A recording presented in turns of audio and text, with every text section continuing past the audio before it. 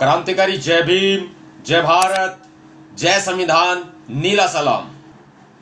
बात करता हूं आज बहुत बड़ी और देश के तमाम नागरिकों से पूछूंगा भी, क्या ये ठीक है? डॉक्टर कफील की बात कर रहा हूं मैं। नाम सुन लीजिए ध्यान से, डॉक्टर कफील खान की मैं बात कर रहा हूं। सही कहा है बाबा साहब ने भी कि अगर संविधान को, इस देश का शासन चलाने वाले लोग अगर सही होंगे तो संविधान सही साबित होगा। अगर इस देश का शासन चलाने वाले लोग ही करप्ट होंगे, गलत होंगे, तो देश का संविधान भी गलत साबित होगा। यह भारत देश के लिए नहीं, यह प्रत्येक देश के लिए लागू होता है। डॉक्टर कफील खान, नाम तो सुना ही होगा आपने। कहां मर गया है हमारे देशवासियों का जमीर? कहां मर गया है उन राष्ट्रीय भक्तों का जमीर जो दुहाई देते हैं देश की, और इस एक देशभक्त समाज सेवी डॉक्टर को यह सरकार झूठे केस में कैद कर देती है। बहुत सारे लोगों को नहीं पता होगा कि डॉक्टर कफील खान किस केस में जेल में बंद है। मैं आपको बताना चाहूंगा, डॉक्टर कफील खान ने 12 दिसंबर 2019 को अलीगढ़ मुस्लिम यूनिवर्सिटी में सीए एनआरसी के खिलाफ एक प्रदर्शन में भाग लिया था और वहां पर एक स्टेटमेंट दी थी, आप कैलकुलेशन करना, आप कानून की किताबें अपने सामने खोलकर बैठ जाना, जितने भी देशवासी हैं, और वो इस बात का जवाब देना कि डॉक्टर कफील खान ने क्या गलत कहा था, किस कानून की किताब में कहा गया है कि यह बयान गलत है। मैं पूरा बयान डॉक्टर कफील खान का आपको बता देता हूं, जिसे विवादित बताया गया है, गोदी मीडिया में भी बताया गया है। डॉक्टर कफील खान ने कहा था कि मोटा भाई हर किसी को हिंदू या मुसलमान बनना सिखा रहा है, लेकिन एक इंसान नहीं। आरएसएस के अस्तित्व में आने के बाद से वह संविधान में विश्वास नहीं करता। सीए मुसलमानों को दूसरी श्रेणी का नागरिक बनाता है और बाद में उन्हें एनआरसी के क्रियान्वयन के साथ परेशान किया जाएगा। यह बयान कि मोटा भाई हर किसी को हिंदू या मुसलमान बनना सिखा रहा है, लेकिन एक इंसान नहीं, क्या गलत है इसमें? कौन है मोटा भाई? जिसे भी कहते होंगे मोटा भाई, लेकिन एक बात साफ तौर पर साबित होती है कि डॉक्टर कफील खान ने किसी का नाम नहीं लिया। फिर यह अभिव्यक्ति की आजादी है कि वो हर किसी को हिंदू या मुसलमान बनना सिखा रहा है, एक इंसान बनना नहीं सिखा रहा। इसमें क्या गलत है? कौन से कानून की किताब कहती है कि यह बयान गलत है?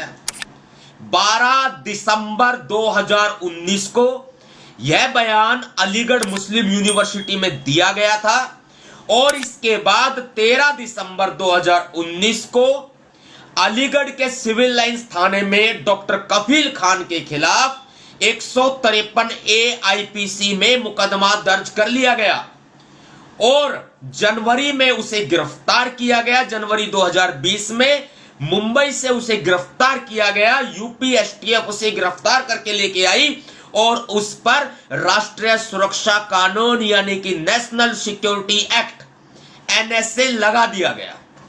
अब ये राष्ट्रीय सुरक्षा कानून का इस्तेमाल एक डॉक्टर कफील खान के खिलाफ ही नहीं, न जाने कितने आंदोलनकारियों के खिलाफ, प्रदर्शनकारियों के खिलाफ किया गया है। क्या लोकतंत्र में आवाज उठाना भी गुनाह है? इस देश से मैं सवाल पूछता हूं, क्या लोकतंत्र में आवाज उठाना भी गुनाह है? ऐसे में आवाज उठाते हैं तो उत्तर प्रदेश की योगी सरकार एनएसए लगा करके 1 साल के लिए उसको जेल में ठूस देती है। यह कैसा कानून है जब यह कानून बनाया गया था 1980 में, इंदिरा गांधी सरकार के दौरान 1980 में यह कानून बनाया गया था, तब इस कानून का उद्देश्य था कि जिस व्यक्ति से राष्ट्रीय सुरक्षा को खतरा होता है उस पर एनएसए लगाया जाएगा। अब मुझे बताएं, इन आंदोलनकारियों से, प्रदर्शनकारियों से जो अपने हक की, अधिकारों की आवाज उठाते हैं, उन पर एनएसए लगाने का क्या औचित्य बनता है? मैं आपसे रिक्वेस्ट करूंगा, इस वीडियो को इतना शेयर करो, अगर आपका जमीर जिंदा है तो इतना शेयर करो, अगर आपका राष्ट्रवाद जिंदा है, आपका देश प्रेम जिंदा है, तो इतना शेयर करो कि योगी आदित्यनाथ और नरेंद्र मोदी के चूल्हे हिल जाएं, उनकी छाती पर शेर ठोको, अगर आप डॉक्टर कफील खान को न्याय दिलाना चाहते हो। अदरवाइज अगला नंबर मेरा भी होगा, अगला नंबर आपका भी होगा, क्योंकि हमारे खून में देशभक्ति जिंदा है, हमारे खून में इन सरकारों के खिलाफ आवाज उठाने की ताकत है, हमारे जहन में देश प्रेम, राष्ट्र प्रेम, समाज प्रेम कूट कूट कर भरा हुआ है। हम गलत को देख करके गलत को सहन नहीं कर सकते, क्योंकि हमारे बाबा साहब डॉक्टर भीमराव अंबेडकर जी ने कहा है कि जुल्म करने वाले से ज्यादा गुनहगार जुल्म सहने वाला होता है। जुल्म करने वाले से ज्यादा गुनहगार जुल्म सहने वाला होता है। अब आप सोचिए कि आपको करना क्या है। चढ़ाई करनी होगी सरकारों पर। यह आवाज आपके भैया जी नवाब सतपाल तंवर की नहीं, यह आवाज देश की 135 करोड़ की जनता की आवाज है। यह आवाज उत्तर प्रदेश की 20 करोड़ जनता की आवाज है। यह आवाज आपकी आवाज है, यह आम आदमी की आवाज है। इसके बाद क्या होता है? डॉक्टर कफील खान के खिलाफ लखनऊ के हजरतगंज थाने में मुकदमा दर्ज किया जाता है। इसके बाद देखिए क्या होता है। मुकदमा दर्ज किया जाता है, मैं धाराएं पढ़ के बता देता हूं आपको। आईपीसी की 420, 308, 120 बी में, इसके अलावा corruption act, Indian medical counselling act 15 में मुकदमा दर्ज किया जाता है। और इसके बाद जांच भी होती है। मालूम है आपको जांच में क्या निकलता है? जांच में निकलता है प्रमुख सचिव खनिज और भूतत्व विभाग, भूतत्व विभाग और खनिज विभाग के प्रमुख सचिव के अंडर में जांच होती है। सितंबर 2019 में डॉक्टर कफील खान को निर्दोष साबित कर दिया जाता है। उसको क्लीन चिट दे दी जाती है कि इसका कोई दोष नहीं। डॉक्टर कफील खान को बलि का बकरा बना करके उसके खिलाफ केस किया जाता है। उसके बाद में उसको क्लीन चिट दे दी जाती है, यानी कि हॉस्पिटल का पूरा प्रशासनिक जो तंत्र है वो बच निकलता है।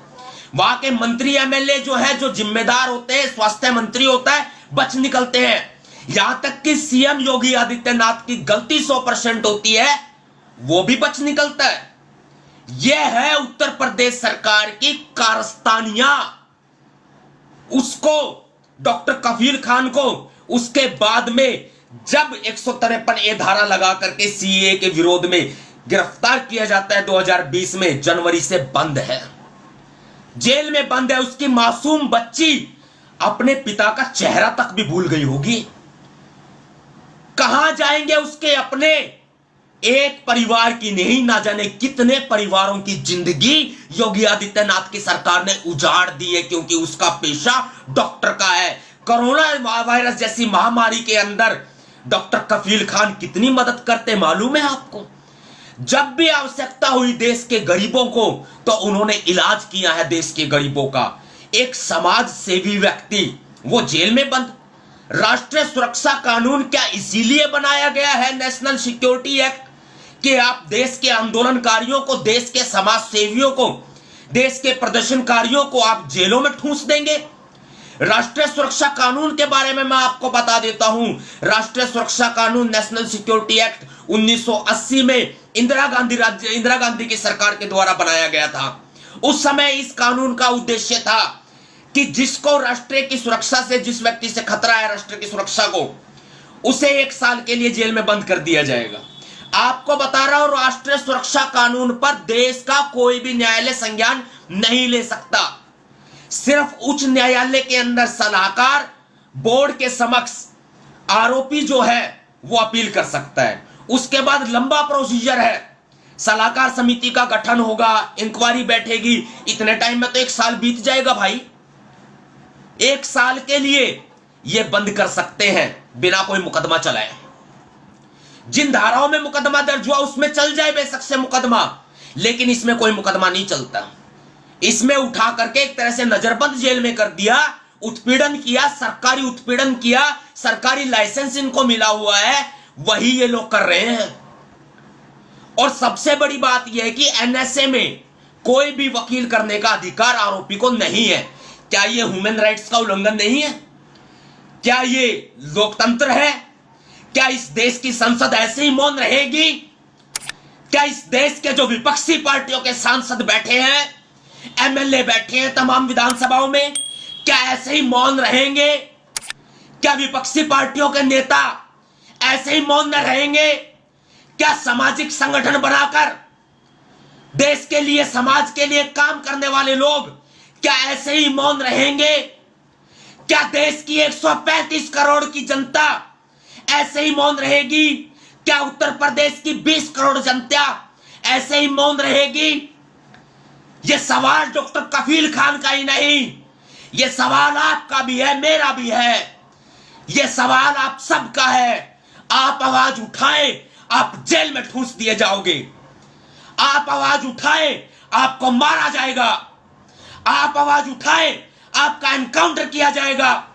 डॉक्टर कफील खान ने जेल से बोला है कि ये लोग उसकी हत्या की साजिश रच रहे हैं और उसको सुसाइड का नाम देंगे, लेकिन आप भरोसा मत करना।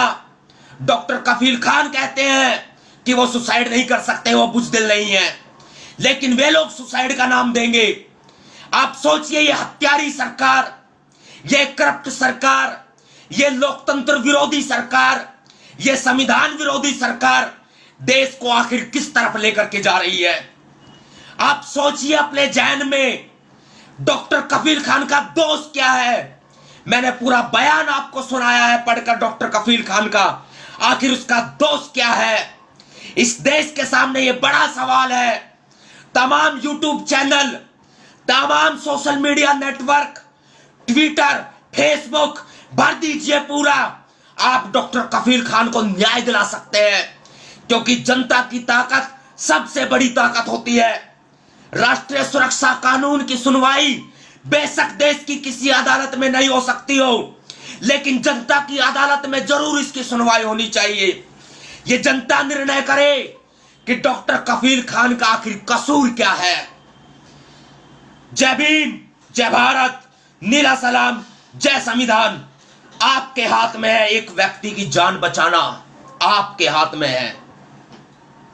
जय भीम।